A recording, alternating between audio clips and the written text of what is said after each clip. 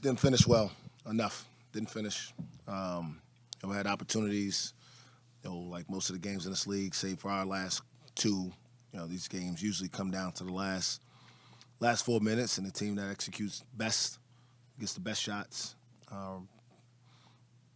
Just connected defensively, finishes plays with rebounds, makes your free throws, usually wins. We didn't do any of those things well enough today to beat a good team here.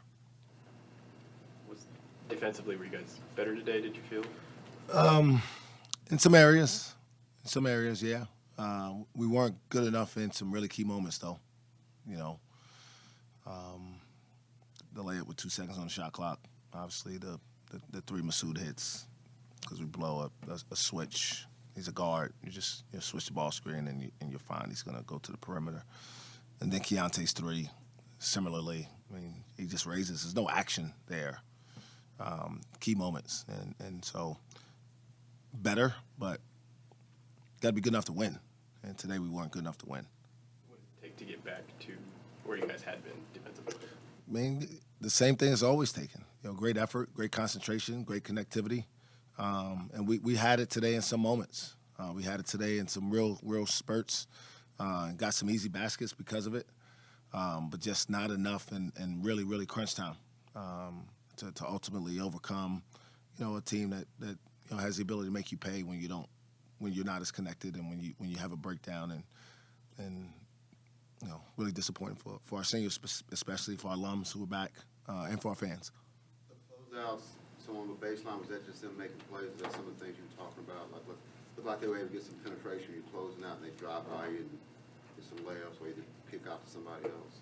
Yeah, I mean, if you're talking about Noel, and obviously they put him in a lot of pick and rolls, and you got to figure out how you're going to guard him. And obviously early, we were in drop coverage, and he made a couple deep threes, and so we adjusted to coming up and having a second defender involved a little bit longer. And so he was able to get down into the paint some and collapse the defense and kick out to some other guys. But for the most part, that didn't really bother us. It was really simpler than that. It was really, again, the three plays in my mind. Masood's three on a simple, basically guard ball screen. Johnson's three, and then the baseline out play where you make the guy go away from the basket. I mean, it's a real basic principle. You can't get back cut there and give up a layup. I mean, if he throws out to three and you challenge one and he throws it in, you live with it. But that didn't happen, obviously. How much do you get the sense you guys are back against the wall now? How much do you? I mean, listen, you start this league with your back against the wall. When I don't remember when it was maybe 6 weeks ago, and people were talking about the hardest remaining schedules in the country, in the top 10 or the 10 Big 12 teams, excuse me. So yeah, I mean that's what you're facing every game. So your back's always against the wall in this league because, you can play well and lose. We didn't play poorly today. I thought we played poorly last Saturday. We didn't play poorly today. We didn't play good enough to win. And so if that doesn't give you the sense of urgency you need, nothing will. And so backs have been against the wall. Obviously, they continue to be. But the truth is, because of the schedule, you still have a couple opportunities left that can move the needle for you. I think you said at some point that everybody's desperate right now. Do you kind of invite that a little bit to that your guys maybe get a little bit more desperate over these next couple of games? Yeah, I mean, there's no the word right now. There's no magic bullet, right? There's no special potion we're going to rub on in the next 48 hours to get ready for another really good team. That's built differently. That you got to play differently to beat than you had to play today. And so again, if you want to accomplish the goals to be relevant, after next week, then you got to find a way to get the job done. After you guys went up 8 there in the second half, Kansas State scored on 6 straight possessions. What did you see in that stretch specifically from your defense? I don't remember every possession there, but I think in that time was the plays that I mentioned earlier. And again, they got a really good team. Keontae's going to be probably in the running for Player of the Year in the league, and I would imagine Marquise Noel, if he's not first team, it may just be because his teammate is, but he'll be second team at worst. But maybe they both will make first team all league, and they made some big plays for him.